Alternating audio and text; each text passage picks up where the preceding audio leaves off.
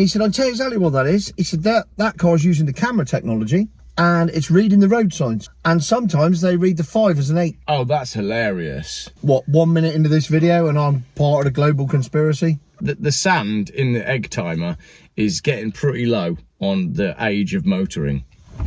Right, I tell you what. Shall we do speed first? Let's do a bit of speed. It's 1993! Tell you what, I'll film a Geoff video and you can be a guest in the Geoff video. You know, like I do when I read an article. And you can interject with stuff. Ready? This is from Auto Trader. Mandatory speed limiters on cars from July 2024. All new vehicles sold in Europe, including the UK, will be fitted with a mandatory speed limiter from 2024 to keep cars within the UK speed limits and boost road safety. So all new cars from the 7th of July will legally have to be fitted with a speed limiter. The UK will be adopting the new speed limiting rules even after Brexit, and the driver will still be responsible for adhering to the speed limits. So, how are they going to do this? Well, there's 2 different ways. Go on. 1, camera technology that picks up road signs. Yeah. And 2, GPS. Yes. So, all new cars that are launching or have launched in the European market need to be fitted with intelligent speed assist. But this is according to a regulation by the European Commission. Now, why are we being held to that if we're not part of Europe? Because they'd already signed up to it and they said, well, we've got no reason not to sign up to it because it's part of the... Oh, hang on. 1 minute into this video and I'm part of the global conspiracy? Yeah. Yeah, but that's why. The mandate comes after the European Commission's legislation that made it a legal requirement for all new vehicles sold in Europe to be fitted with a speed. Speed's not the problem, but I'll come on to that in another video. So all new cars in the UK will also have to follow these new safety regulations despite leaving the EU, as even after Brexit. The UK has retained most EU laws for new cars. The mandate will help in standardising the car manufacturing process for different markets. Using speed limiters successfully would also be a step forward in developing self-driving cars in the UK. No. Just no. Just no. Just no. No. I mean, you know, there's a reason why self-driving cars don't work. And we've got the technology, but they don't work. Because you could be in a self-driving car, but it doesn't matter if everyone else is a human. Unless everyone is in a self-driving car. Yeah. Then it works because they can talk to each other. Yeah. But you can't have a mixture. No, you can't. Because of humans. So, and also the self-driving car's inability to think like a human. Also, we know that speed is not the problem, right? Speed isn't the major issue. Well, why aren't the dead bodies all over the autobahn? Well, exactly. And so it's not about managing speed then, is it? No. Not about managing speed. No, but speed is never about managing speed, is it? No, it's not. It's about control. Yeah. It's that simple.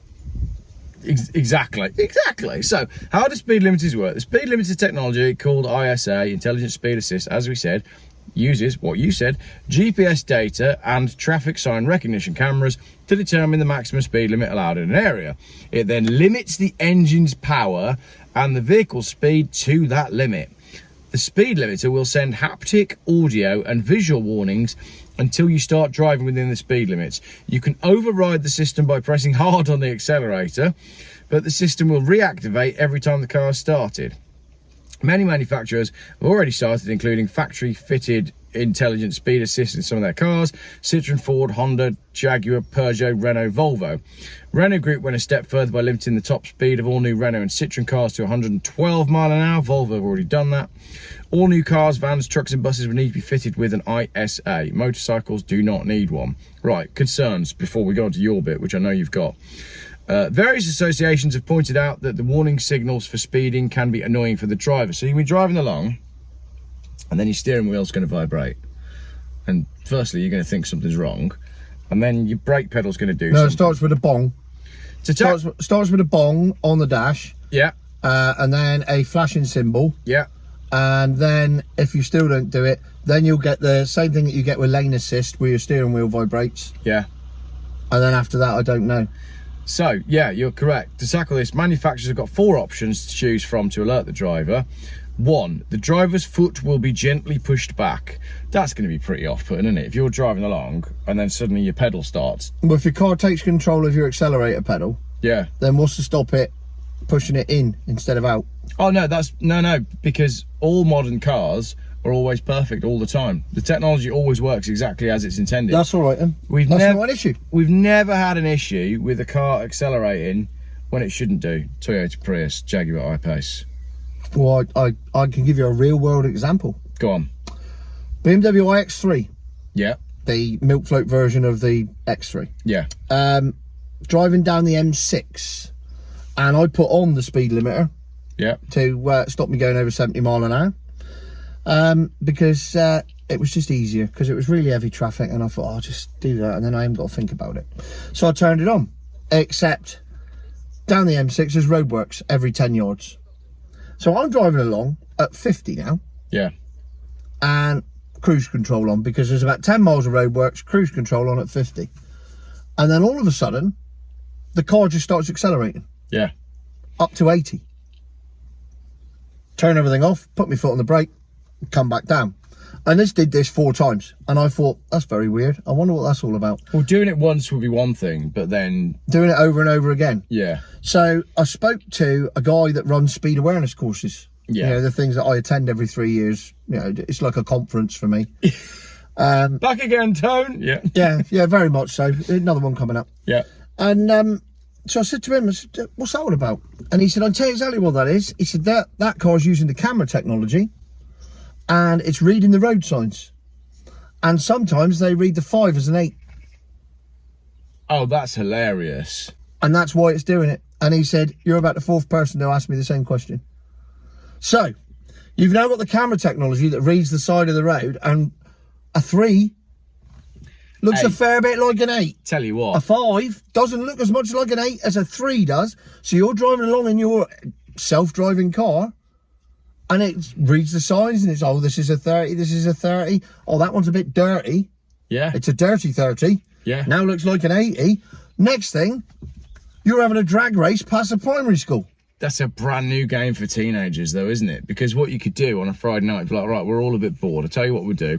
We'll go out to that main road, and we'll, you know, like you say, get the 3 in the 30, complete it, make it an 8, and just sit back and watch. It's a disaster waiting to happen. Yeah, and this is the brand new technology that they're bringing in. This is the camera-assisted technology. It's insane. So, number 2, the speed control system will automatically reduce the propulsion power. You can override it by pushing the pedal again. Number 3, the driver will be sent a flashing visual signal to point out that you're speeding.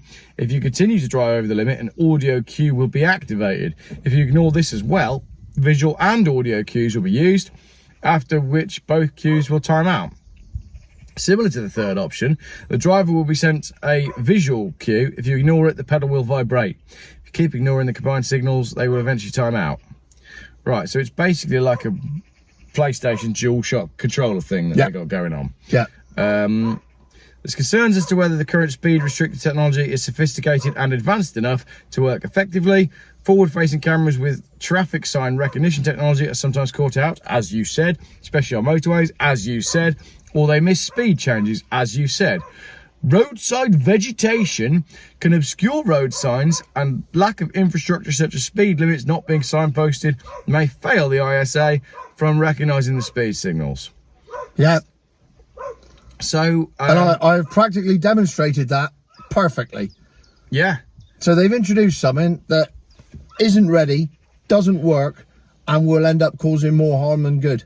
Sounds familiar. It does, doesn't it? But they say isn't here... ready, more harm than good. Isn't ready, hasn't been fully tested, and is rolled out and then becomes mandatory, that caused more harm than good. Yeah. No, I'm drawing a blank there. No loss there. It's hoped that the use of speed limiters will help to reduce road accidents. How? Speeding is not the problem. Well, it is, because everywhere should be 20 mile an hour. How's that going to help? I don't know. A bloke on Jeremy Vine said it the other day. He said, if everyone drove at 20 mile an hour, nobody on the roads would die. I tell you what would happen if everyone drove at 20 mile an hour. No one on the roads would get anywhere.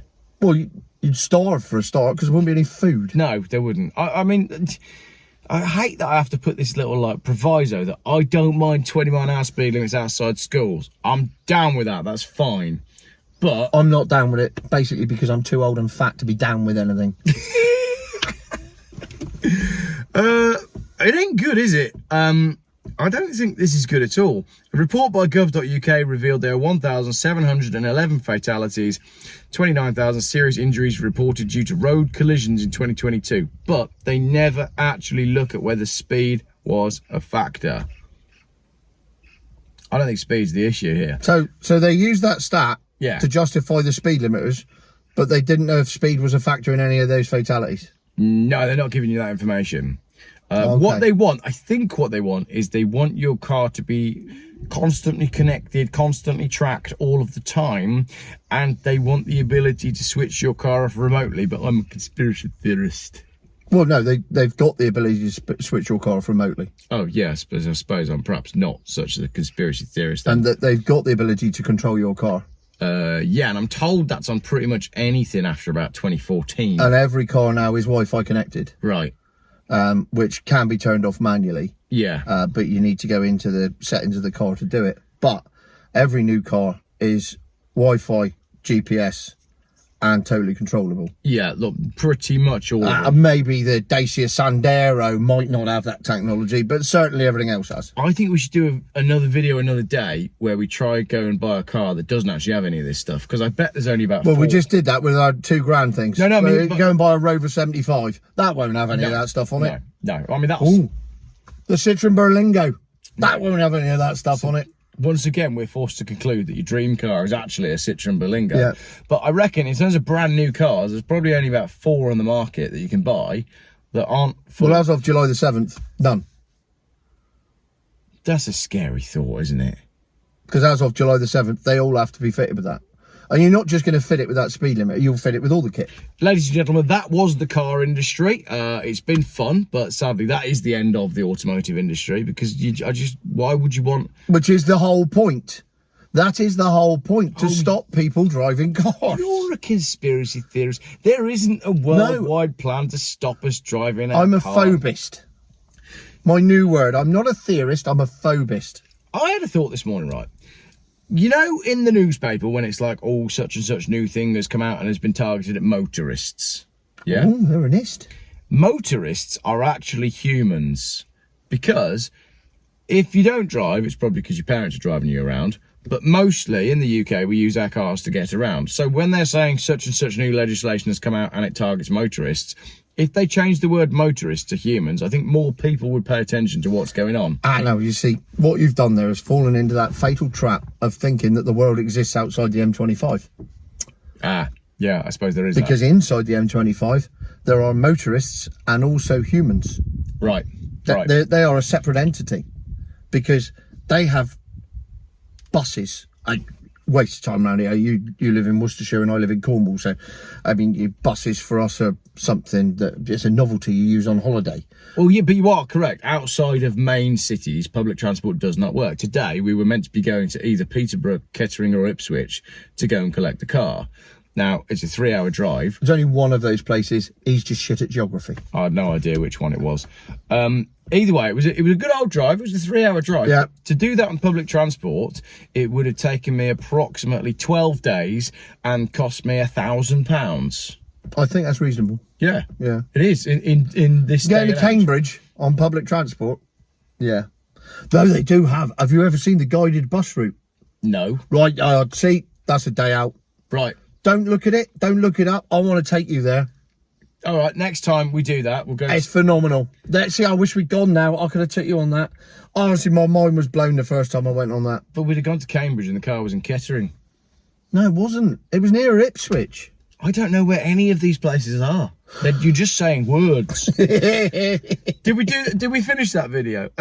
Yeah, we came to the conclusion that they want to get every car off the road and every car that is on the road will be totally controlled. Yeah. So motoring's been fun though, hasn't it? I mean, you know. No, because it'll only happen in cities. So we'll still be fine. It'll be, you country people, yeah, you can drive your cars. It's going to cost you 10 grand a week in insurance and tax. But Yeah. that way you can still leave your farmstead and go down to the local shop and buy your eggs and milk. Up until the point they change the regulations, and then you're not allowed to drive your car anymore. So it's just a ticking time bomb, isn't it? You know, the sand in the egg timer is getting pretty low on the age of motoring, and I find that tragic. What a beautiful... End it there. That was a terrible end to the video. Yeah, beautiful.